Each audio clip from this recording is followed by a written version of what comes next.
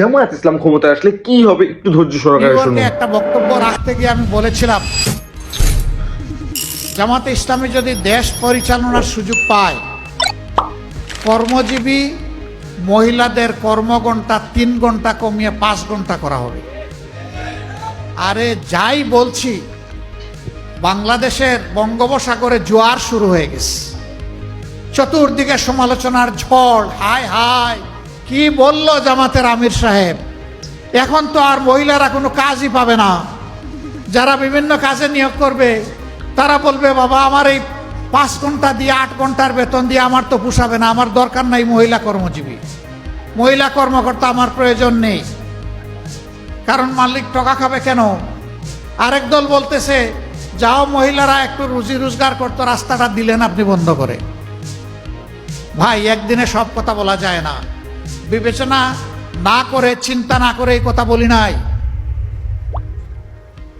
আপনি কি আরেকটা মিটিংয়ে একজন প্রশ্ন করছে ভার্জিনিয়ায়, যে আপনি বলেছেন মহিলাদের কর্মঘণ্টা কমিয়ে দেবেন, এটা কি বৈষম্য না?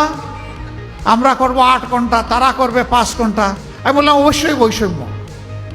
আসেন দেখি আর কোনো বৈষম্য আছে কিনা। পুরুষরা বাম দিকে বসেছে, মহিলারা ডান দিকে বসেছে। পুরুষদেরকে বললাম, পুরুষদেরকে বললাম যে আগামী 1 বছরের ভিতরে পেটে বাচ্চা নিবেন এমন 2-1 পুরুষ থাকলে হাত তুলেন।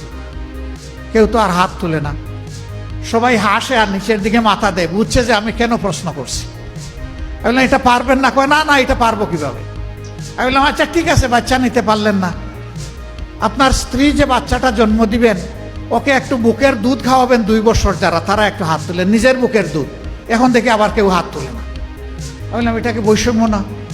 একজন পেটে গর্ভধারণ করলো, এরপরে বুকের দুধ দিয়ে বাচ্চাকে বড় করলো, আপনি কিছুই করলেন না, এটা কি বৈষম্য না? তো সে সব কিছু করবে, আবার প্রফেশনাল লাইফে এসে আপনার মতো 8 ঘন্টা কাজ তাকে করতে হবে, এইটাই বৈষম্য। এখন বলবেন যে শিল্প মালিক বাঁচবে কেমনে, সরকারের কাজ হবে কেমনে? অবশ্যই হবে। যে জাতি তার মাকে সম্মান করে, আল্লাহ সেই জাতিকে সম্মানিত করেন।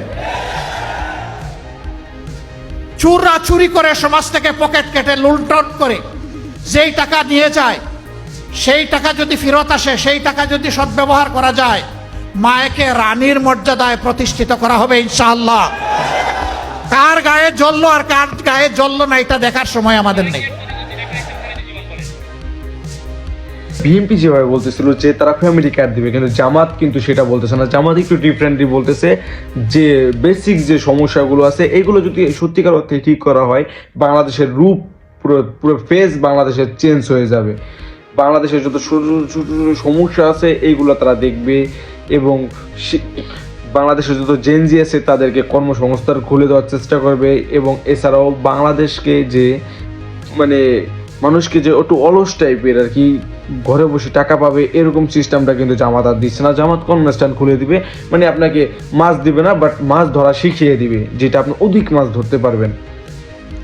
যদি ভিডিওটি ভালো লাগে অবশ্যই চ্যানেলটা সাবস্ক্রাইব করুন এবং আপনার কি মতামত কমেন্টে জানান।